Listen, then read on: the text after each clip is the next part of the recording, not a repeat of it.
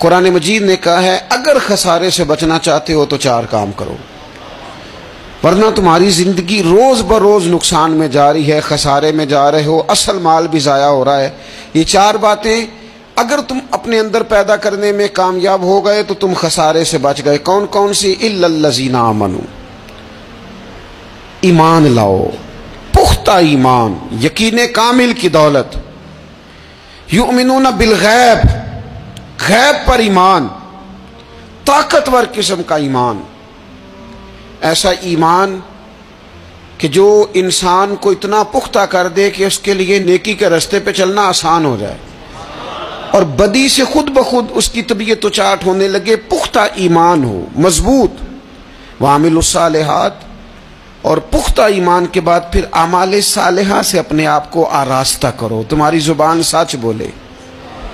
تمہاری آنکھیں شرم و حیا والی ہوں، تمہارا وجود جب بھی قبول کرے رزق حلال ہی کو قبول کرے،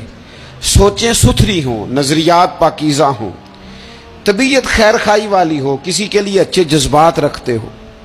تمہارا وجود نفع بخش ہو، ہمیشہ کسی کا بھلا کرنے کی خواہش طبیعت میں مچلتی رہتی ہو۔ اعمال صالحہ سے اپنے آپ کو آراستہ کرو، صوم و صلات کی پابندی ہو، نماز کا خیال ہو، نماز کے قیام کا خیال ہو، ظاہری باطنی آداب کے ساتھ اللہ کے حضور عبادت کے لیے حاضر ہونا تمہارا جذبہ ہو، ایمان اور اعمال صالحہ، یہ 2 خوبیاں، وَتَوَاصَوْا بِالْحَقِّ، پھر ایک دوسرے کو نا حق کی تاکید بھی کرو، نیرا بیٹھ نہیں جانا نیک اعمال کر کے۔ حق نے کی ہیں تیرے ذمے دوہری ذمہ داریاں، خود تڑپنا بھی ہے، اوروں کو تڑپانا بھی ہے۔ نیرا تو نے خود ہی نہیں تڑپنا، تیری ذمہ داری یہ ہے کہ کسی اور کو بھی تو تڑپائے۔ وَتَوَاصَوْا بِالْحَقِّ، تاکید حق کرنی۔ ہمارے اندر نا ایک بہت بڑا مسئلہ ہے، 2 حکم ہے شریعت کے، ایک ہے امر بالمعروف، ایک ہے نہی عن المنکر، نیکی کا حکم دینا اور برائی سے منع کرنا۔ میں نے دیکھا ہے کہ بڑی کمزوری پائی جاتی ہے، نیکی کی بات لوگ پھر بھی کر لیتے ہیں لیکن نہی عن المنکر، کسی بندے کو برائی سے روکنا، منع کرنا، طبیعت ہوتی ہے گڈ بک میں رہنے کی، مزاج ہوتا ہے سب کی آنکھوں کا تارا بننے کا، اپنے گھر کے اندر بھی اتنی جرت کا مظاہرہ نہیں کرتے کہ غلط کو غلط کہہ سکیں، حق بات کی تائید کر سکیں، طاقت ہی نہیں ہوتی۔ ایسی عجیب سیاست سکھا دی گئی ہے کہ ہر شخص ایک عجیب رنگ میں اپنی زندگی بتانا چاہتا ہے۔ قرآن مجید کہتا ہے خسارے میں چلے جاؤ گے اگر کلمہ حق تمہاری زبان پر نہیں آتا، اگر کلمۃ الحق ادا کرنے کی تمہارے اندر طاقت نہیں ہے تو تم نے ضائع کر دیا سارا وقت، حاصل کیا کیا؟ کہیں اگر اپنی برادری، اپنا قبیلہ، اپنا خاندان کسی موقع پر غلط ہے اور سامنے کوئی قبیلہ ٹھیک ہے تو آپ تائید کریں سامنے والوں، آپ کے اندر یہ اخلاقی جرت ہونی چاہیے کہ غلط کو غلط کہہ سکیں اور صحیح کو صحیح کہہ سکیں۔ نبی اکرم علیہ السلام نے فرمایا تم میں سے جو برائی دیکھے وہ چاہیے اسے کہ وہ ہاتھ سے بدل دے، مظاہرہ کرے جرت کا کہ میں نہیں ہونے دوں گا، اور فرمایا اتنی طاقت نہ ہو تو زبان سے ہی کہہ دے، اعلان کرے برائی کے خلاف، اور فرمایا یہ بھی نہ کر سکے تو دل میں ہی برا جان لے، ذالک اضعف الایمان، یہ کمزور ایمان کی علامت ہے۔ تو حق بات کا مزاج،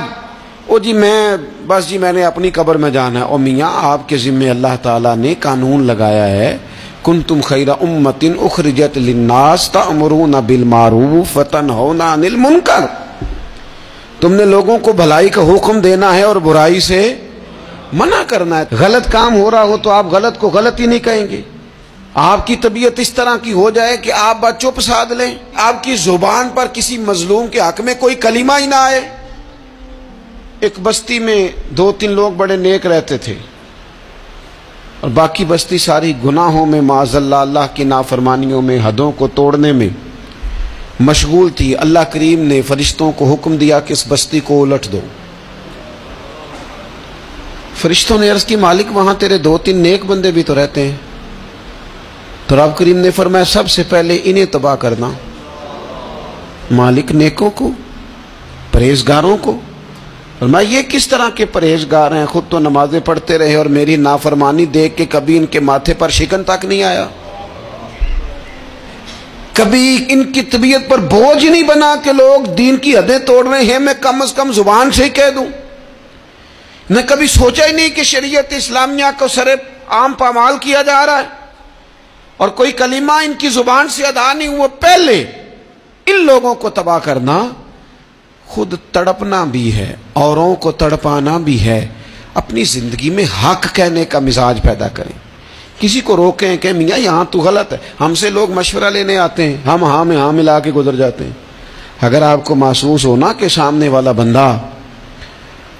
جو آپ کے پاس بیٹھا ہے وہ بات درست نہیں کر رہا تو یہ جرت پیدا کریں، اگرچہ حکمت سے کہیں، دانائی سے کہیں، اچھے جملوں کا چناؤ کر کے کہیں، لیکن اس کو کہیں، اس کو سمجھائیں کہ یہاں تو بھی غلطی پہ ہے۔ اور غلطی دلیر لوگ مانا کرتے ہیں، دلیر لوگ، بزدلوں نے بھی کبھی غلطی مانی ہے؟ بزدل تو اپنی غلطیوں پہ دلیلیں دیتے ہیں، نہیں میرا یہ مطلب تھا، نہیں میں یہ، بزدل ساری زندگی کہتے ہیں میں ناکام ہوا فلانے کی وجہ سے، میں پیچھے رہ گیا فلانے کی وجہ سے۔ او خدا کے بندے تو بزدل ہے، اس لیے تو نہیں، اگر تو طاقتور ہوتا تو کم از کم اپنی غلطی تو اپنے کھاتے میں ڈالتا، تو اپنی غلطیاں بھی کسی کے کھاتے میں ڈال رہا ہے، یہ بزدلی ہے۔ تو فرمایا ایمان لائیں، اچھے اعمال کریں اور حق بات کی تاکید کریں۔ اچھا جب حق بات کی بات کریں گے تو یہ ہو نہیں سکتا پھر تکلیف نہ آئے، پھر مخالفت نہ ہو، پھر ساری دنیا ٹھیک ہے، یہ ممکن نہیں ہوتا۔ اب مشکل آئے گی تو فوراً کہا وَتَوَاصَوْا بِالصَّبْرِ، ایک دوسرے کو صبر کی وصیت کریں۔ مشکل تو آئے گی، جب آپ حق بات کہیں گے تو کچھ لوگوں کے مفادات پر چوٹ بھی لگے گی، کچھ لوگ مخالفت بھی کریں گے۔ آپ کی زندگی اگر صبر و تحمل والی ہے تو آپ کوئی کام کر جائیں گے، آپ کوئی مشن اس کی تکمیل کر دیں گے اگر مزاج میں صبر ہے، اور اگر صبر نہیں ہے، ٹھہراؤ نہیں ہے، چند قدم نہیں چل سکتے، تھوڑی دیر بھی آپ آگے کی طرف نہیں بڑھ سکتے اگر صبر نہیں۔ ایک تو یہ ہے نا کہ میرا کمپنی میں گزارا نہیں ہوتا، ایک تو یہ ہے نا کہ میرا دوستوں میں گزارا نہیں ہوتا، اور ایک تو یہ ہے نا میرا دفتر میں صبر نہ ہو، ذمہ داری سے کہہ رہا ہوں، صبر نہ ہو تو ماں باپ سے بھی گزارا نہیں ہوتا۔ میں ذمہ داری سے کہنے لگا ہوں صبر نہ ہو تو بیوی بچوں کے ساتھ بھی گزارا نہیں ہوتا۔ آپ کو صبر کرنا ہے۔ مجھے بتائیے چھوٹا بچہ ہے آپ کا، وہ چھوٹا ہے، اسے پتہ نہیں ہے، وہ کچھ ایسے کام بھی کرتا ہے جو غصے والے ہیں،